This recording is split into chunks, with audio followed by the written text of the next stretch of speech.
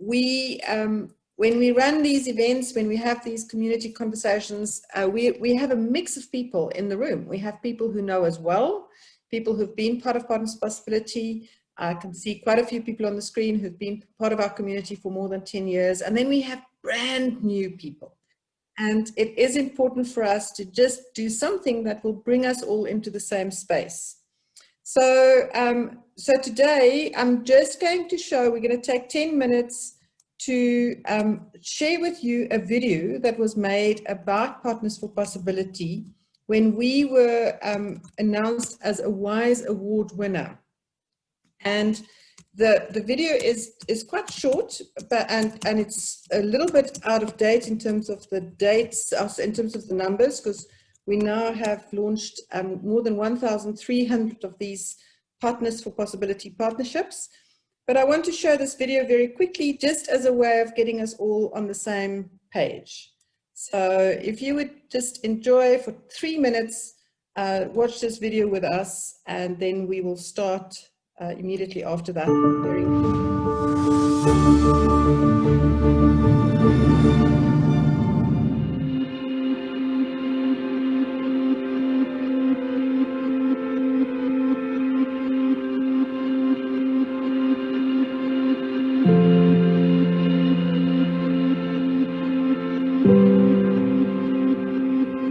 Principals are not trained to run schools like businesses. You're a teacher today, and tomorrow you find yourself being a principal with very little, if no training. Partners for Possibility bring business leaders and school principals in a reciprocal co-learning and co-action partnership, where they work together to deal with the significant issues facing under-resourced schools.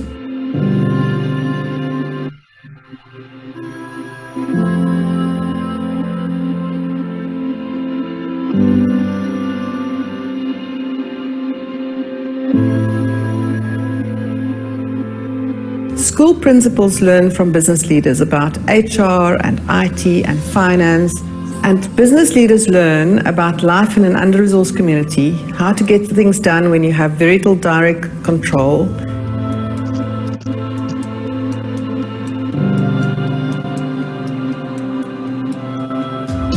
I got such an immense value from the program. I had no idea what was going on in schools. And then when you're closer to the system, you see the complexity of the problem. I think that my biggest contribution was to just listen and be a sounding board for the principal. He knew the answers. He needed a safe person to talk to and bounce ideas off, and to feel that I had his back.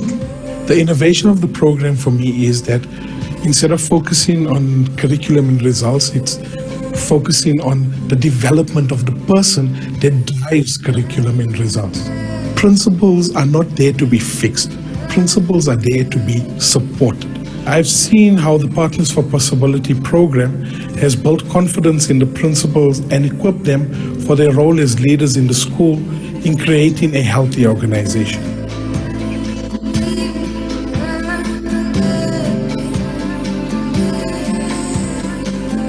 The program is designed for scale. It is very easy for us to roll this out in tiny rural towns across South Africa, because we can tap into the local assets, the local business leaders who understand that community and who care about that community. We are healing our country.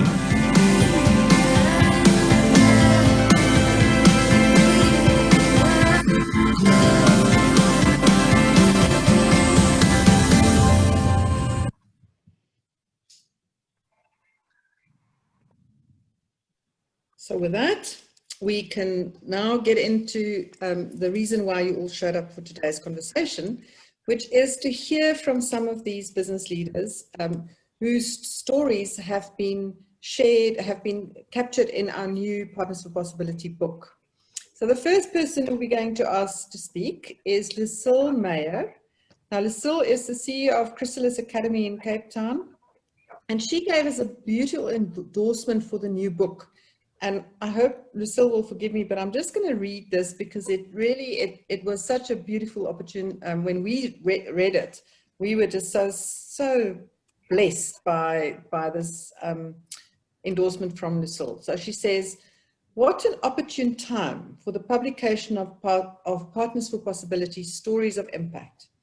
When we are faced with enormous challenges in our country, from deepening inequality to gender-based violence on an alarming scale, within these pages we read of passion, hope, resilience, and the African spirit of perseverance and service to others. The Partners for Possibility program is about ordinary people doing extraordinary feats for the love of our children and country. These are citizens who are showing that change can be effected, not always by the powerful in lofty positions, but by people in community ready to roll up their sleeves. We know that our education challenges are systemic and they require an overhaul of the entire system. However, this book demonstrates that we are able to influence and transform individual schools to enable learners to receive high quality education. It's evident that the Partners for Possibility program is not only about transforming schools, it has organically evolved into a project of nation building. Citizens of all political persuasions, background and identity reaching out to each other in pursuance of a common goal. The testimonies illustrate that we foster belonging in struggle and in action. It is in the doing that we discover that it's no longer about us and them, but our children, our communities, and our country.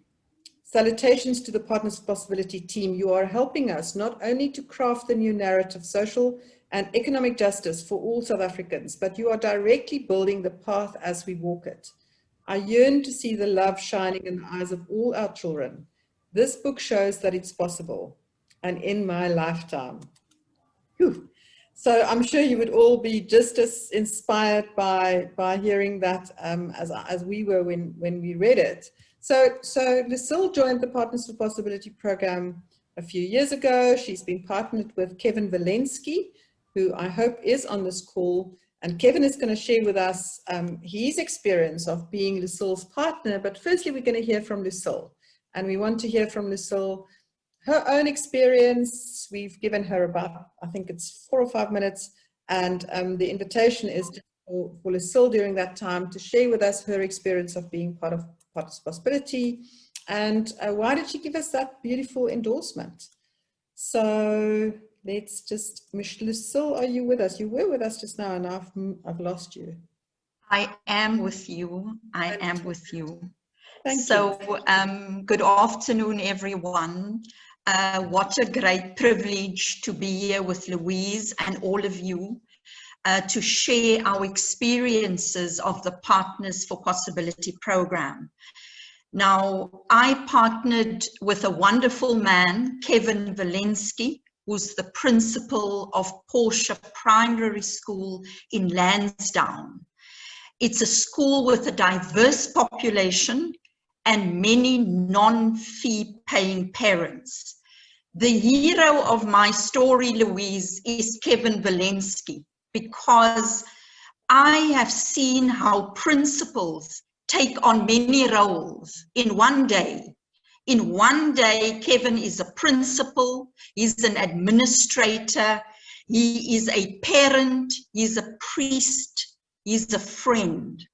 And when I met him, it has certainly changed my life for the better. So let me say why I gave Louise that endorsement. Firstly, this program is not a leadership development program only. The reason why we are attracted to it is because it talks about leadership development. But actually, it is a program of personal, community, and societal transformation. But also, you know what I like about this program? It works directly with the heart. Because when we work concretely the way I worked with Kevin, it changes not only my mindset, but you know, my heart opens to others. So this program, Louise, in a context of our challenges in South Africa, this is a beautiful example of nation building. Look at our screen. We are diverse. And that is the beauty of the program, because it's when we're sitting in conversation that we can feel each other. We can listen truly to each other as South Africans. And that is the beauty. And that makes this program remarkable. Yes, it is about changing schools, one school at a time. But as we know, it's about changing ourselves as South Africans and Africans. I think the other thing that this program offers business leaders, because I think we want to attract more business leaders, what it offers you immediately is not only leadership development and whole person development, but you get exposed to a network immediately. You are part of a community of practice. And so immediately your horizons are widened by principals and by other business leaders. And that is extraordinary. Plus, you don't only get access to a community of practice of 30 people or so, you get to be partners in the whole Partners for Possibility family. Now, how extraordinary is that? You immediately get connected. And that's the power. This program is about connection and networking.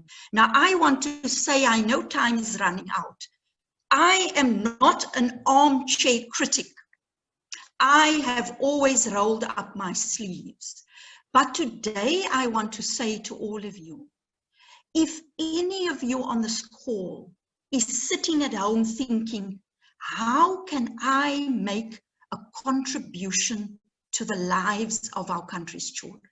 This is that program, because you get an opportunity to bring yourself to the school. And in bringing yourself, you learn more than what you would ever have anticipated. Because there's a wealth of resources actually at schools. We talk about under-resourced schools, but you know, principals bring their humanity and skills. Educators bring their humanity and skills. And the learners are there and they want to learn, and the parents are there.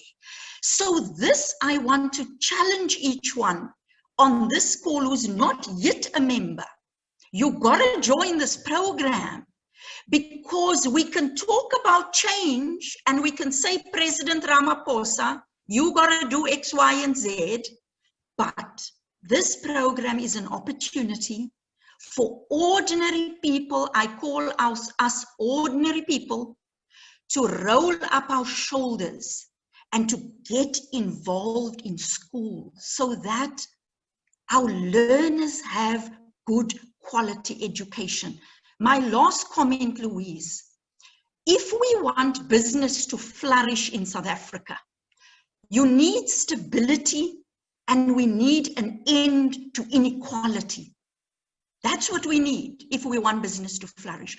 So by me becoming involved with Kevin, we decided, what can we do together with the other stakeholders to make a difference in the lives of our children? This is a long haul, but at a very basic unit level, you and I can make a difference in the lives of our learners. I personally want to see the light shining in the eyes of all our children, not only son. This program is the best example I have seen to make that difference so that the eyes of our learners can shine. I thank you for listening. Wow, Lucille, there isn't a person who's not profoundly touched by your heart. So I want to encourage everybody, if you've been touched by what Lucille's just said, just share your, like Dion's just said, a powerful and passionate testimony. Share your thoughts on the chat, because that's for Lucille, it's for all of us. It's beautiful to hear those kind of things. I want to tell a quick story before I just acknowledge Lucille. Many years ago, we were pitched. Someone pitched us to Derek Watts and the Carte Blanche team to say, you should make a story about this program where we have, you know, ordinary citizens working with principals. And the message came back, no, it's not exciting enough. If you had Trevor Manuel as a partner to a principal, then we might be interested. But the fact that you've just got 1,300 ordinary citizens is just not exciting enough. I wish Derek Watts was here just now. So we're going to get this little clip of you, and I'm going to share it with Derek Watts and say, why on earth would you want Trevor Manuel if you can have Lucille Meyer? So Lucille is the CEO of Chrysalis Academy. She does unbelievable work with young people, give them a second chance, treat young people who to be trauma facilitators. I mean, it's just, we can spend a whole day listening to Lucille, and hopefully we'll get a little bit more time. But Kevin had the opportunity to experience Lucille's heart. As Lucille said, Kevin is the principal of Portia Primary. Initially when Lucille joined, because she works with young adults, she said, can I work with a high school principal? But there wasn't a high school principal in that area at the time on our waiting list, and we connected Lucille with Kevin.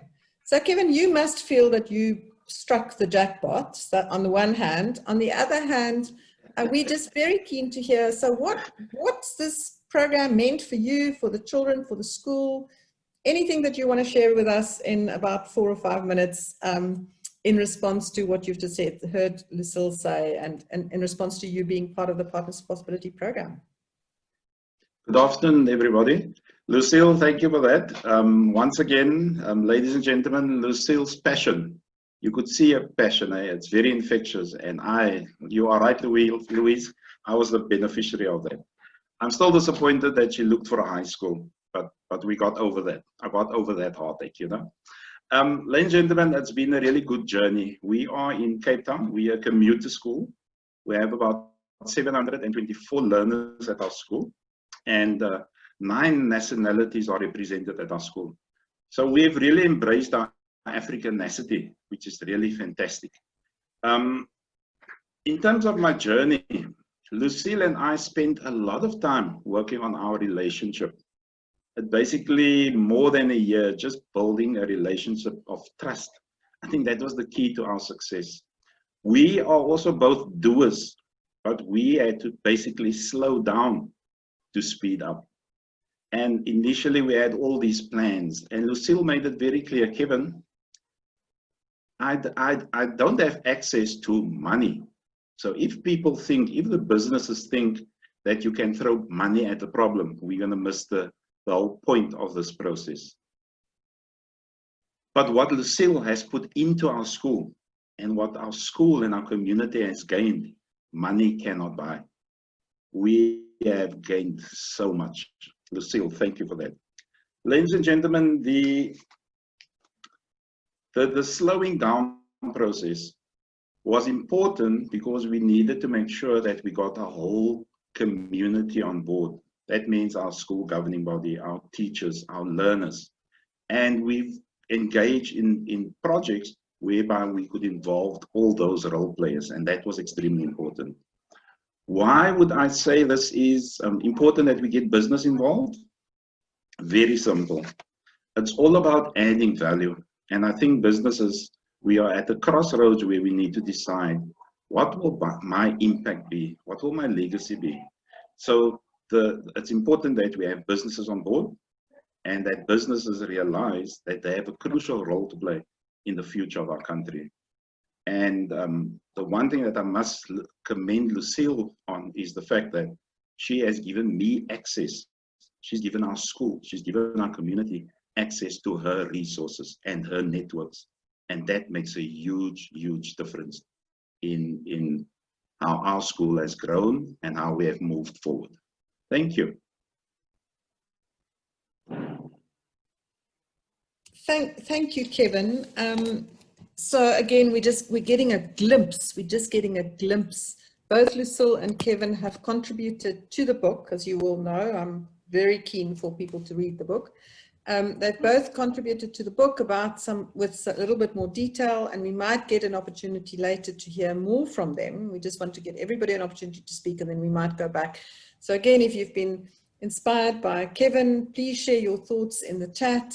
We're now going to listen to Yeah, and I think we should use this opportunity to just maybe just have a minute's silence, because the person who facilitated Lucille and Kevin's partnership, Paul Abrams, has just recently passed away, and our hearts are very sore. There's a very big hole in our community because of Paul's passing. So could we just take a minute to just remember Paul Abrams, and then we're going to continue with hearing from Rowan Gordon.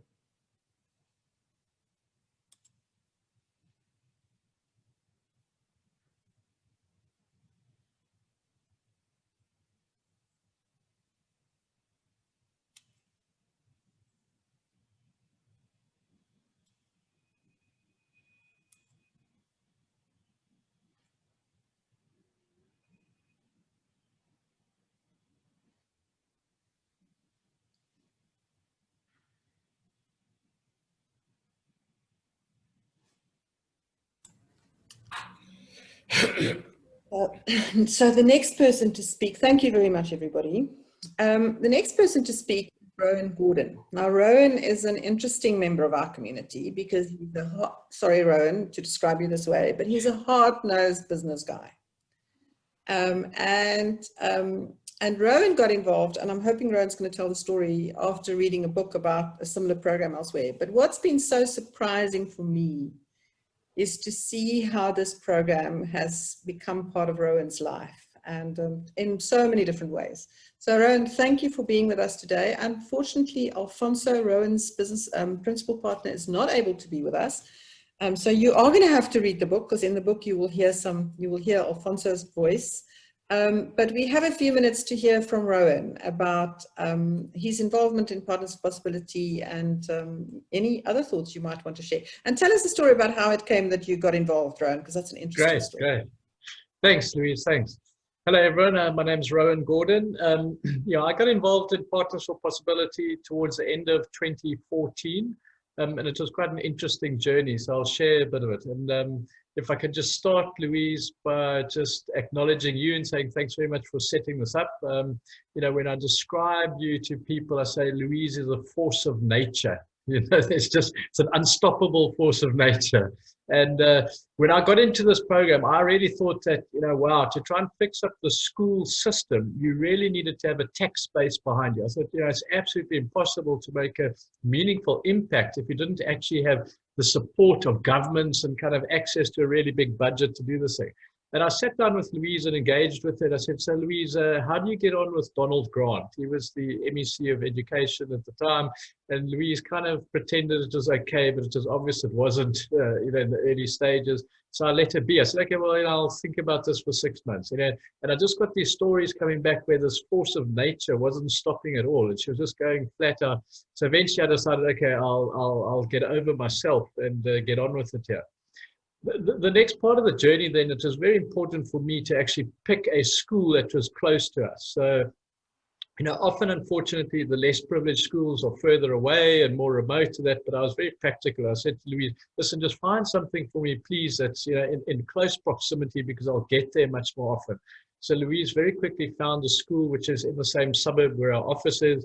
And I went down to that school. And as I went into the school, I just saw these little kids running up to the principal, who was Alfonso, and they were just giving Alfonso a big hug. I mean, random kids, they're playing games, and one just rushes off and gives Alfonso a big hug.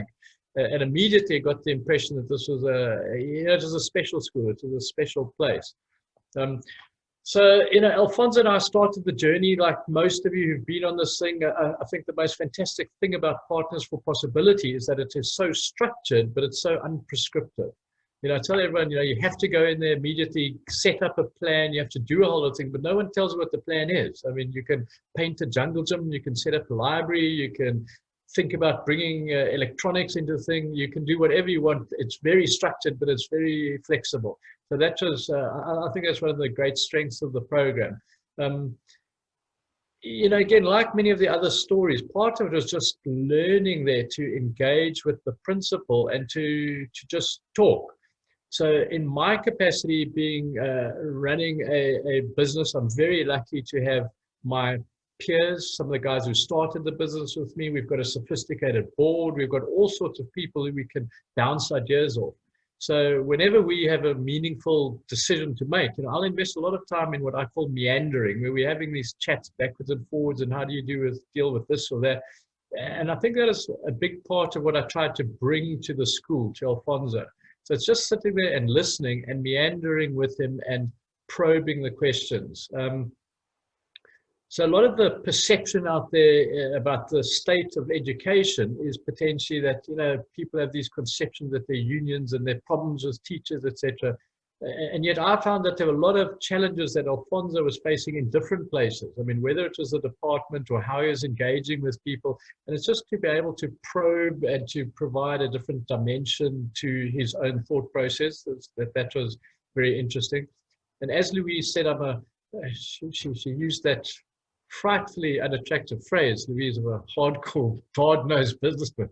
But a big part of what we do, so even in running a business, where you've got people with extensive tertiary education, if you're not managing them well, they will perform at a lower level. It doesn't mean they're bad or they're unacceptable, just at a lower level. And Alfonso and I have been on some great journeys about, how do you lead a school as a leader, but also how do you manage the school? I mean, a lot of it is just management processes that if you can get the school to be managed in a better way, you can get to a better place. And I think that's become quite a big part of our journey as well, is discussing that and sharing it in both directions. For me to take examples and to share with Alfonso, at one level, how is it that we actually track and manage people without disempowering them and making them feel that they're not worthy kind of citizens. So that's been an interesting journey. But Louise, one of the other thoughts I'd like to share with the team here is that, you say it in your book at various places, but the effect of this program on the business people, I think, is often underestimated. I mean, a lot of the focus and even the discussion is about the principal, and how we're helping the next generation of children, etc. I think that one of the kind of under-recognized parts of these programs is the massive effect that it has on the business. So that is another reason why I wanted it to be in close proximity. So we could easily, if there's an IT problem, you can send someone from your IT team down there. And it also gives them a chance to expand their horizons and to get involved in some community service type work. So we managed to do that, whether it's been in HR challenges, whether it's been in IT challenges, whether it's been kind of handyman stuff where they needed more physical hands on deck to just, get things done. So that was also very useful. And someone explained it to me in a very elegant way the other day. They said that, when executives or middle to senior management are starting to get fancy, they might put their hands up and ask to be sent on some MBA at some fancy varsity. And typically all that happens is people would come back and feel entitled and want a higher salary. And it became so obvious that it's such a more sensible decision to send them to Partners for Possibility. They'll actually learn a whole lot more.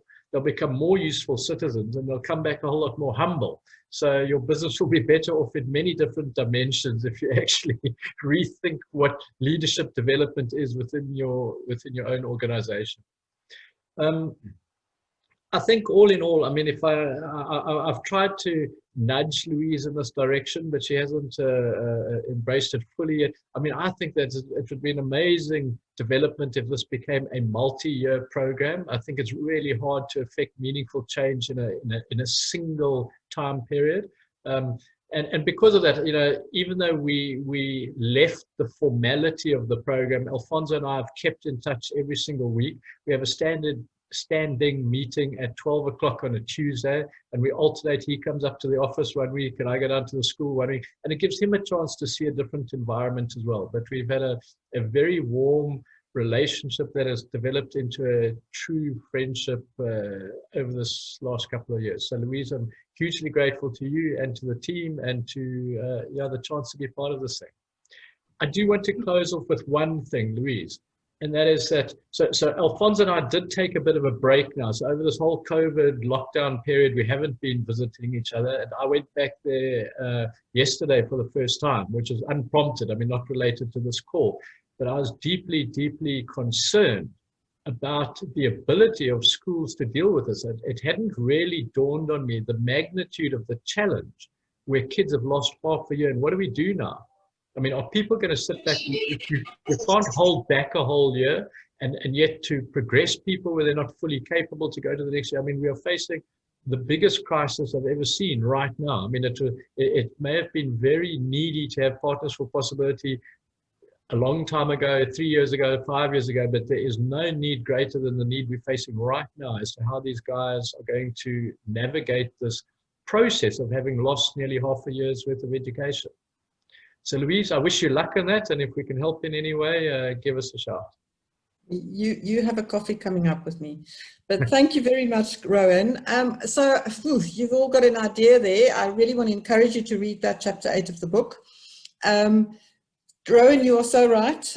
We feel that never has there been a more important time to support principals. We had a call just now about zero dropout, and I feel very strongly that this is the time for us to mobilize as much of our communities as possible to see what we can do. And so Alfonso needs you now more than any other time. So I'm so happy to know that you are still in a relationship and that you did go back to the school and you were confronted with that. Yes, Rowan. You need to unmute yourself.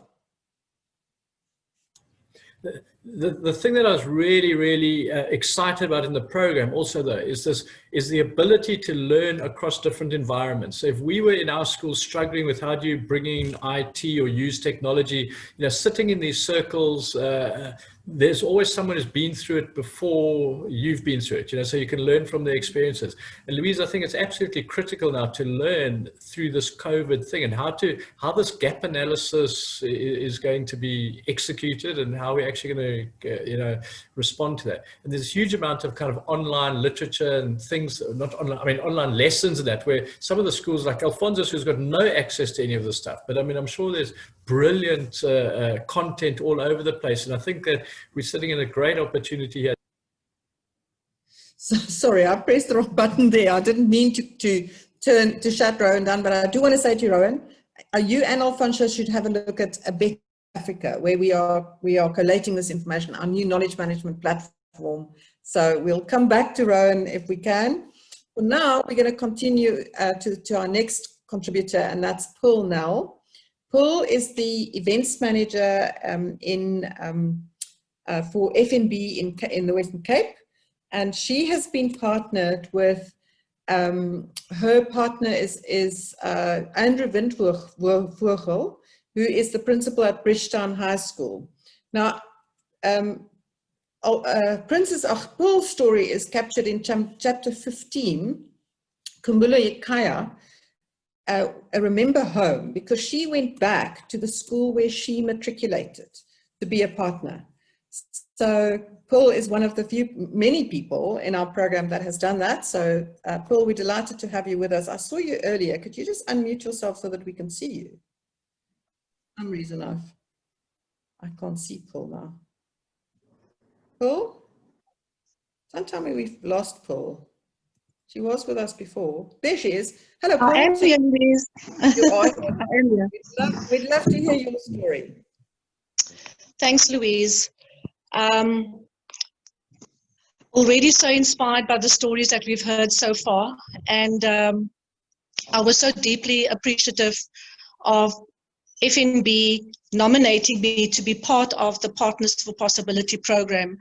This was about 2 years ago, and I was only the second person in the province at that stage that had been nominated.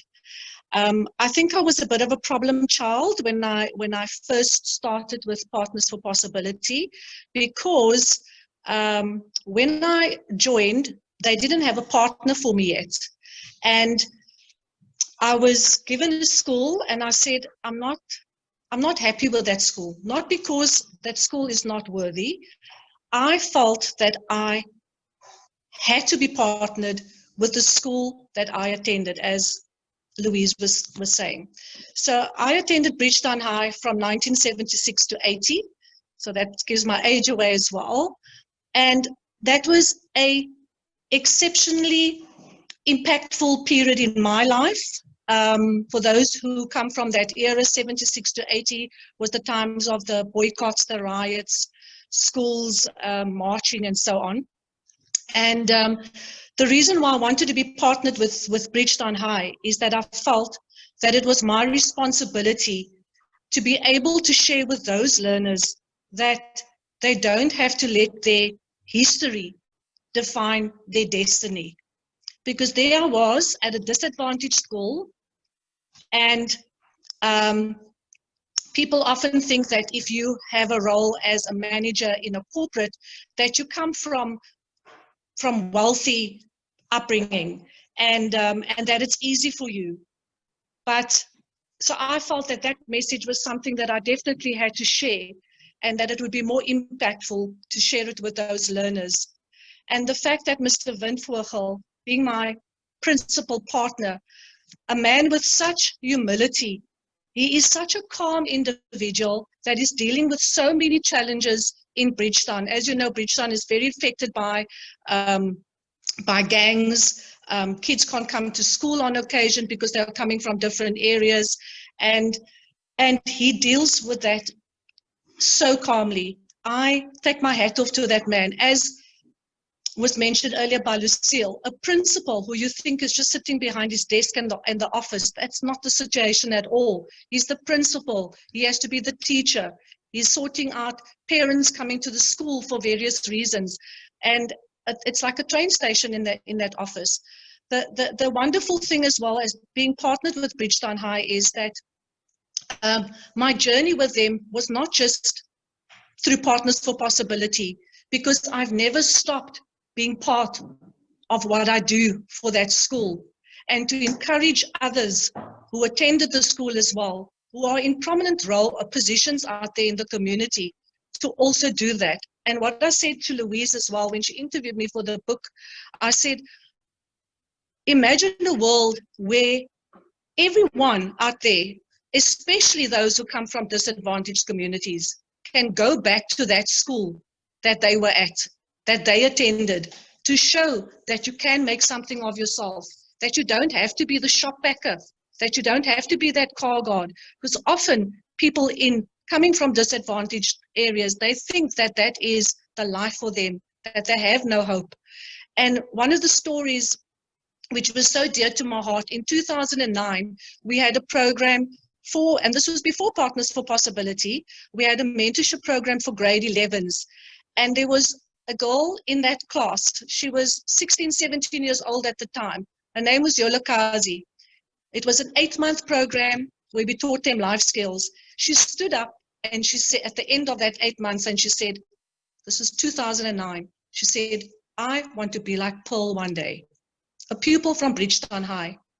And then a few years later, 2017, I get a call from Yola Kazi to say, Pearl, I'm graduating in events management because of you.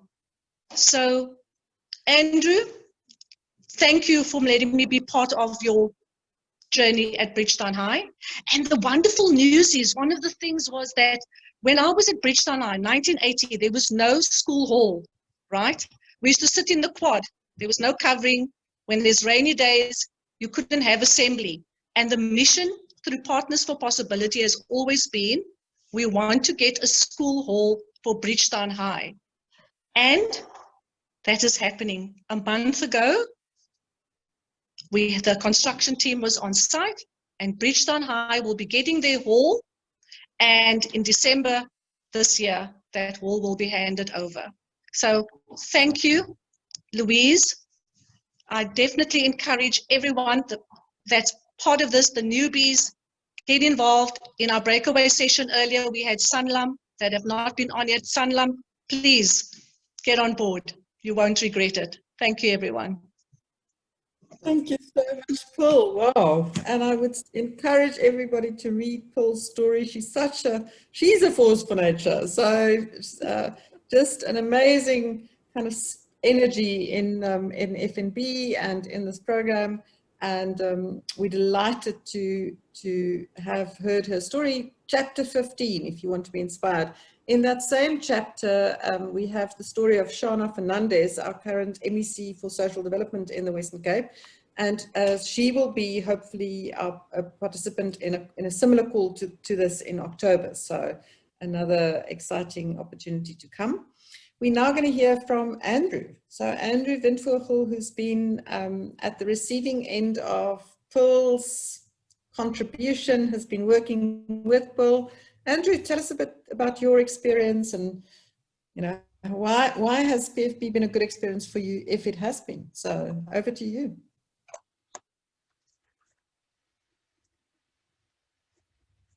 Andrew, you just need to unmute yourself. Andrew, we can't hear you. You are muted, my dear. So there you go. Now we can hear you. Good afternoon, everybody. First of all, I want to say thank you for the opportunity. It's my second opportunity that has been given to me in 2012, 2013. I was part of Partners for Possibility. And then again, when Pearl approached me, I need to come on board. I said, Pearl, I was previously on board. And she convinced me to be part of it. And since that time, there's no stop with regards to Pearl's involvement in the school. Just to give a little background, Bridgetown High is in the Athlone area, as mentioned in the smaller session which we had.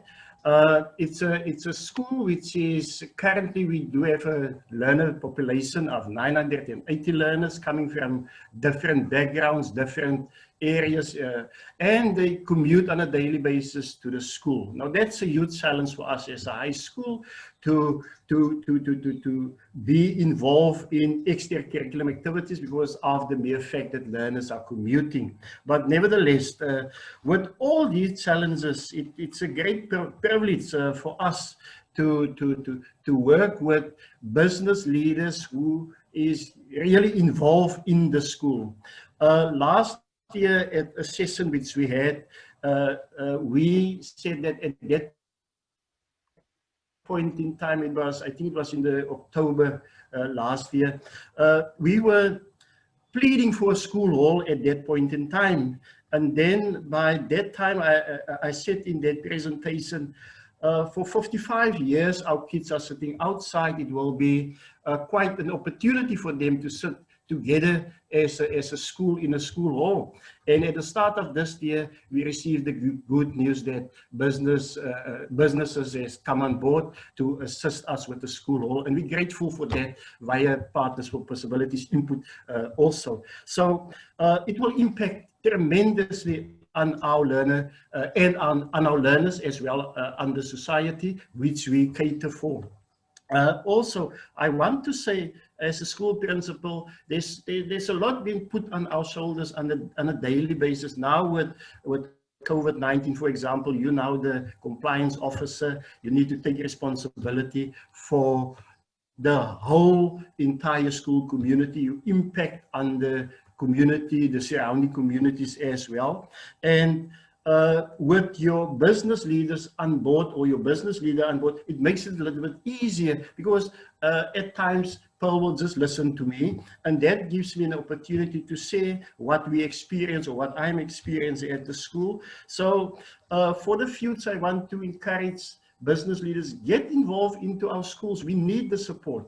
We run schools on a daily basis sometimes without support from businesses, but we need to make the school successful, and we can only make the school successful if we get that involvement from our business society to guide us, to impact us, to impact on our leadership abilities, because it filters down ultimately to your staff at your school, and then it impacts also on society, to create a better society, to create a better environment where learners can excel. Pearl have mentioned about one learner. There's so many of our kids coming from disadvantaged communities, and they excel in life. And in our school, there's a lot of examples where learners have nothing but they excel. At this point in time, our grade 12 learners, they attending every day at school for the last couple of months, and we're grateful under very difficult circumstances they attend, and they fearful because of the situation, but with the encouragement we get them through, and at times Pearl will also come in and speak to them and encourage them, and that is a plus for us, and it shows us that outside business leaders, they care, and so forth. And then also I want to say lastly, there's still a lot of encouragement needed, especially when it comes to our staffs also. We concentrate at times developing the leadership, but we need to focus it also to our SMTs also to create a school environment which is positive, which creates that opportunity for everybody in the school to excel. At that point in time, I just want to say to Partners for Possibility, thank you for the opportunities you are creating for our leaderships in school. Thank you for the opportunity you're giving us to develop personally and also to make sure that we created a space for our learners and we create a space for our citizens to become ethical citizens, and we need that in our country, which is needed currently. And we can see that in society there's good people, but there's also those who step out of line at times, but a school can influence that. And thank you for that opportunity. Thanks. Wow, thank you very much, Andrew. It's so wonderful to hear principals speak about their experience, because, you know, we are swimming a bit upstream. Nobody gave us a mandate to do this work. We just decided we're going to do this work. And so it's just so wonderful to hear that our work has impact. Our last partnership that will speak, and then there will hopefully be about 15 minutes or so for you to ask any questions if you've got any. So please, in the meantime, capture your thoughts in the chat. But our last partnership is Marina, Knox, and Gertrude. So we're going to hear from Marina first. She's the Human Capital Director at Citadel. She works in Pretoria. And she and Marina joined a few years ago, and they've been keeping in touch since then. So, she and Gertrude. So Marina, over to you. If you could just unmute yourself, we'd love to hear your story. Thank you very much for the opportunity. As I've been listening to everybody, to me it is so beautiful to hear the common thread through everybody's stories. And that in actual fact, if it might even think or sound like we have some pre-rehearsed words, because they come through all the stories. So I joined with Gertrude Bonalesedi High School in Mamelodi, which is not very far from where I live. And if this is a teaching and a learning opportunity and development and everything else that goes with it, I think that it was more of, I think I gained more from the experience than what I think Gertrude did. It was my absolute privilege to get to know Gertrude as the principal of the school, and what an absolutely remarkable woman she is. A female principal in a high school is not that common, and if you hear her story of perseverance and tenacity and all the other diversities that she needed to overcome to be the principal at that school, I mean, she is one of the heroes that I got to know through this program. So I was also privileged to see and experience her confidence, to hear her story, to see how strong she can be, but also that her teachers, her team, and the whole way in which she was able to manage all the different stakeholders, which is the same as what I do from a business perspective. So those common elements that I could also learn and see and experience as we were journeying together. The other thing to me that is actually absolutely commendable about her is a passion for her learners and her school, and it's really evident in everything that she does. The impact that she made on the school is evident in the improvement of results that she achieved by being the teacher at the school. The things that I've gained through this program was really heart moments. To experience and be exposed to the energy, passion, and the authentic human beings and authentic human experiences. The human connections that we have and the similarities that we have transcends all boundaries. That humanity irrespective of circumstances, and to make the best of what we have. That is another common element that we share. I was amazed that school systems actually have processes far more managed and far better leadership than what I thought happened in school. So that was a complete eye-opener for me. The other aspect that I learned is that poverty does not define people or the human spirit. It was absolutely wonderful to see and experience Mamelodi on peak hours on a Friday afternoon, where someone just washes their car in the middle of a road and everybody just moves and finds their way around it. It was an absolute beautiful experience. The aspect that I'm most proud of is for myself as well as for our company, maybe in our own small way, just to say to Mamelodi and Bona Lesedi, to Gertrude, her teachers and her children, that we see you. And then my timer goes off. Why would I recommend the school or this whole program? Is that for me, it has really been a life-changing experience. You connect with people in a community in an authentic way. And for leaders, business individuals, it's an experiential process of awareness to challenge your own paradigms, perceptions,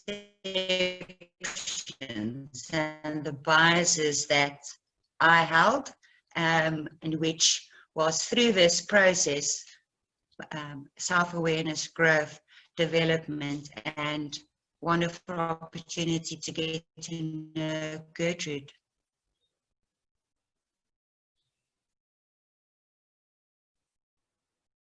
Sorry, there seems to be, Marina sounds like the IT guards have just stopped her right in the middle of that sentence, but it was lovely to hear from Marina, just get a sense to the impact of her partnership with Gertrude.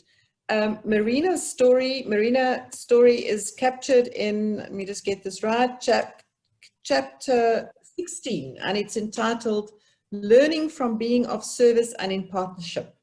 So if anybody wanted to share their thoughts in response to Marina, please do so on the chat. And then the last person who will have a formal speaking opportunity is Gertrude, Marina's partner. So Gertrude, this is the challenge with not having just a few panelists because I can't see everybody. Gertrude, if you could just unmute yourself, and we are very keen to hear your story. I did see Gertrude on the call earlier. Gertrude? Has she disappeared? Can anybody see Gertrude? she was on earlier. It looks like we may have lost her as well. We do know that load shedding is a massive issue for us today in Johannesburg and Pretoria, all over the country. So until we see Gertrude come back, we may have to accept that we've missed her. And we're going to create an opportunity for people to just engage. I'm sure Marina will be back soon, but we definitely have Rowan, Lucille, Pearl, and Andrew still with us. So anybody wanted to say anything in response to what you've heard so far, or ask any questions, or make any comments, or any opportunity to we'd love to hear your voice. So the way to show that you want to say something is either just to unmute yourself. I will keep an eye on who's unmuted, or to put your hand up. So Raj, do you want to say something? Please just unmute yourself, Raj.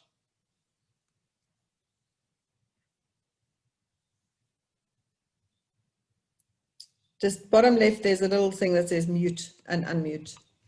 We can't hear you yet.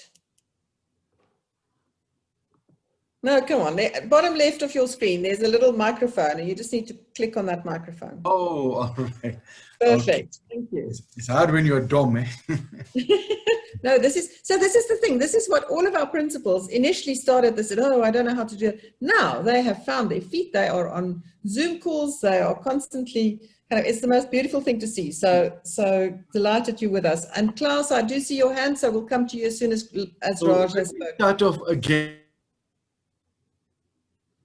Oh my goodness, Raj, I've now pressed the wrong button because I wanted to mute Klaus and then I muted you. Could you just Okay.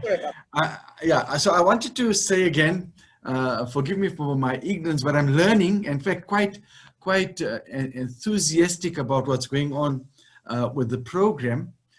I just want to get a feel of how, in terms of this partnership, or what time do the partners meet with school leaders and engage with them, so that we just get a feel of what are some of the critical issues that are being dealt with between the partner, the business partner, and say the school leader? So Raj, I'll give you a very quick, from a program design perspective, a response. So we're encouraging the business leaders and the principals to spend at least, to have 2 meaningful conversations a month at least. Ideally either at the school's premises or at the business leader's premises. And that could be an hour, 2 hours, 3 hours, whatever. So that's our minimum requirement. In addition to that, the leadership circle, so the circle that Lucille and Andrew were part of, for the first year of the program, the year that it's a facilitated year, would have every 6 weeks, would have a 2.5 hour, what we call community of practice meeting. And it's at the community of practice meeting where they then talk about issues of communal interest or questions that the business leaders might have around, oh my goodness, I didn't know this is how education works, or the principal come and say, listen, I have no idea how to deal with whatever crisis they're dealing with. So that's the second engagement. The third engagement is that together they attend 5 days of training. They attend, and these training days are designed to kind of go across the journey. It's on a just-in-time basis. So the first training session that they attend is to learn how to be thinking partners to each other. At the same time, they learn the critical skill of listening, which we know is critical for everybody who wants to influence other people, but also for leaders. Then about 2.5 months into the program, after they've done the co-sensing process, they do the flawless consulting workshop, which is around how do I influence and take other people along on the journey? How do we now kind of move from contracting into getting a plan together? And then 3 months later, they would do a community building workshop, which is really teaching them the skills to mobilize the community around the school.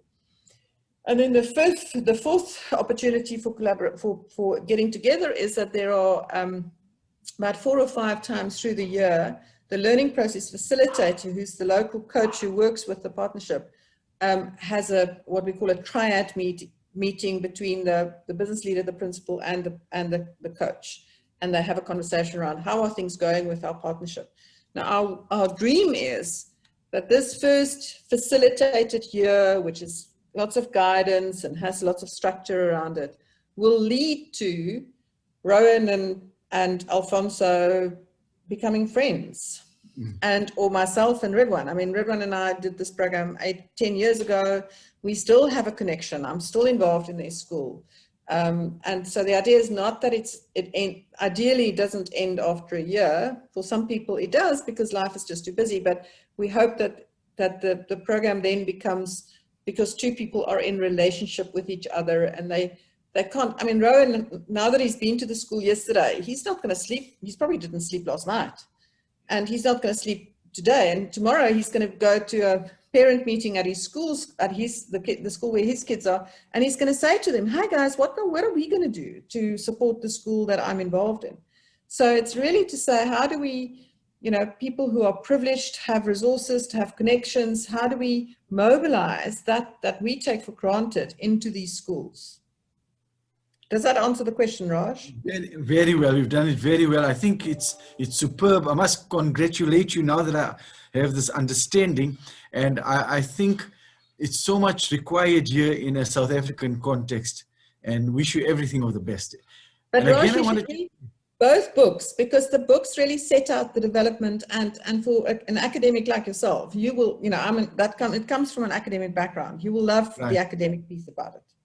Okay, but may I just say something, and I'm saying this with humility here, that I have strong admiration for people who give up their time wanting to serve our people. So I want to congratulate all the presenters here and all the partners who are involved with community work. Thank you so much.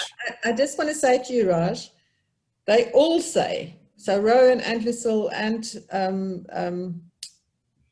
all of them, and Paul and Marina, all talked about the fact that they feel a bit guilty because they think that ultimately they got more out of this than what the principals got. So this is never only one way. Right, okay. We have all been educated. I've been educated in ways that I could never be educated by going to a business school about what it means to live in South Africa. And I'm so grateful for that education, because if I was just going to spend my time in my, you know, affluent village in the northern suburbs, I wouldn't have a clue. Absolutely. And I don't know how we can lead as leaders if we don't have a clue. So I needed that education, and I will be forever grateful for the fact that I was educated in that way, and I keep hearing that from everybody else.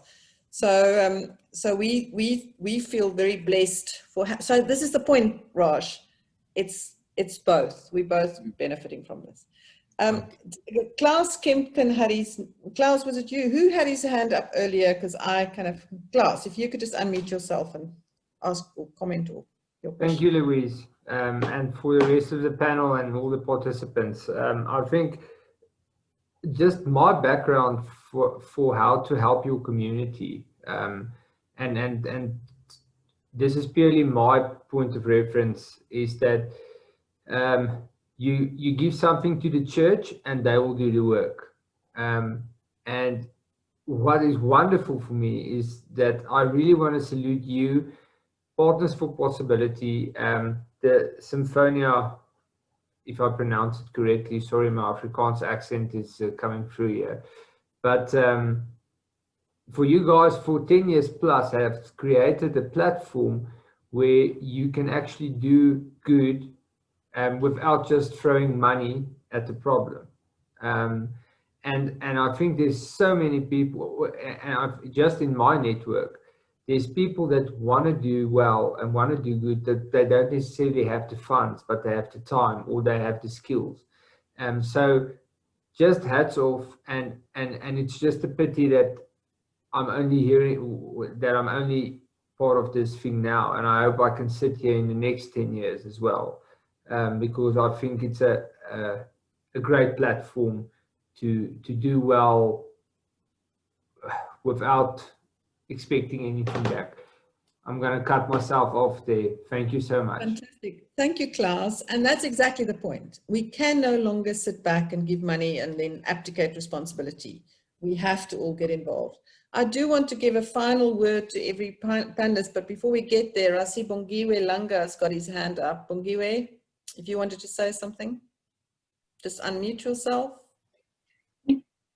Thank you. Thank you. First and foremost, I just want to thank the organization. You guys are doing the amazing job. And I must say, I'm always excited to enter these sessions. And I will be having an offline discussion with Lucille to guide me on the way forward, because this is indeed a job that cannot be done only by the schools on their own. It needs the whole community. So thank you so much, and thumbs up. Keep up the great work. It definitely needs the whole community. So our next conversation is going to be on the 30th of August, and it's entitled School at the Center of Community. And we have some of the world, not just South Africa, the world's most amazing contributors to that conversation. So Bongi, we'll definitely, we'll see you, hopefully we'll see you there. It's on the afternoon of the 30th of September. So as a way of ending, I'm going to go and just ask each of the panelists to give us one last thought, and we're going to do it in the same, so no, I've changed the same order we did it before. So we'll start with Lucille. So Lucille, your final thoughts. So thank you, Louise. I've taken out a copy of our Constitution. Our country has a wonderful Constitution that speaks about the rights of children. So I think, as I said before, we can wait for others to make a difference. But that may mean we're going to wait for a long time. Active citizenship means that you and I decide what can we do right now to make a difference. And this program offers us the framework and structure and support to be that catalyst. When I met Louise, she said, there are no supermen and women that we're waiting for. We are those people. And so I'm really making an appeal that if you are not yet part of the program, if your company is not yet part of the program, please let us have conversations with them so that we can broaden the impact of our work. I thank you for listening, and I thank you for being here. The time is now, friends. The time is now. Thank you. Thank you, Lucille. You're such an inspiration for all of us. Kevin, your final thoughts. That everybody that's going to be part of the program and whoever is still going to be part, that they embrace true collaboration and that they take baby steps. Don't become impatient with yourself or with your partner. Rome was not built in a day, but the sky is the limit. Thank you. Fantastic. Thanks, Kevin. Rowan. Thanks, Louise. Thanks again, and thanks everyone for participating. I think my final thoughts is this is actually a book launch. And Louise, I want to say well done. I mean, it's a magnificent book. In going through the book and actually seeing the variety of experiences, and what struck me is that this is something that's available to everyone. You don't have to have a particular business or a particular skill. The skills you do have and the things you do have to offer will be used wherever you find yourself. So Louise, well done on the book. And I think that the book is a great way to explain and promote this whole program. So once again, congratulations and thanks. Thank you very much, Rowan. I really appreciate those words. I must say, apart from Rowan saying the book's great, my mum has been giving me feedback that she has enjoyed reading the book. So that's been just wonderful. Paul. Just unmute yourself, Paul. I'm here. Yeah. We want to hear from you, Paul. I didn't have my hand up. No, well, we do want to just final words from all the panelists. Oh, so, okay.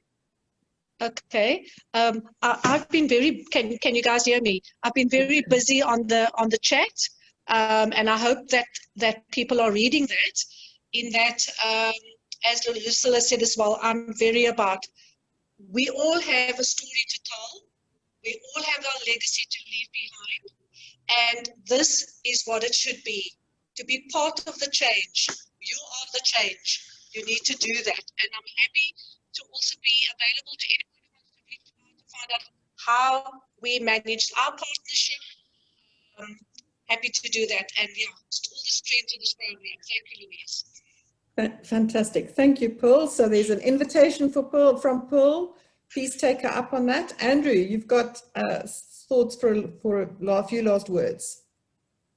Yes, I want to say thank you for the opportunity, and also thank you for Pearl. I know this partnership is not going to end for us. Pearl is part of Bridgetown High, and that will be the case. So I want to extend also to other business leaders to get involved in our schools. We need the support, we need the guidance, especially where there's young coming in, that leadership skills and so on, to all the other members and good citizens of our country. Keep up the good work. we needed. Thank you. Thank you very much, Andrew. And then last but not least, because unfortunately, I don't know what happened to with Gertrude. I'm sure that it's a load shedding challenge, but let's hear from Marina as a final thought. Yeah, so Gertrude has been WhatsApping, so she's devastated that she was not able to connect and hear and share her story as well. So my dear friend is just saying, giving her apologies for not participating. So my final words, I suppose, is just that element of, if in South Africa, if all of us can just see one another, really connect and see one another, then we are already closer. And if we are all just individuals that throw a pebble in a pond, the ripples will reach far beyond ourselves. So let's all be pebbles.